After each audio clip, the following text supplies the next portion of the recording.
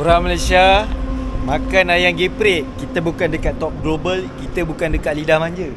Kita dekat ayam geprek Jogja. Tapi ini dekat Batam. Let's go guys. Kita try sini first time bikin hidung meler. Meler apa maksud? Baguslah bila kita buat. Kalau lepas ni viral, ramailah orang kan. Dia kata ini paling best. Okey. Ini bagi saya best. Dia ada letak kacang? Tak. Paling tinggi berapa? 10. Paling tinggi 10. Saya ambil bawah lah 9. 9 ayam dia Thai ada Thai. Thai apa?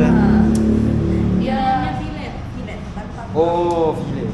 Boleh bisa pilih? Tak bisa. Oh, okey kita ikut je lah. Kita buat. So mula dia tumbukkan ayamnya. Ni ayam dia filet.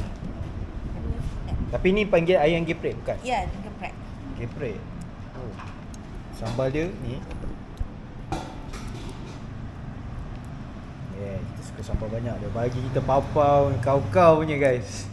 Bagi kita. Kita try dengan kita obeng. Okay, so dia akan kacau ayam tu dengan sambal. Oh, dah siap? Dah. Oh.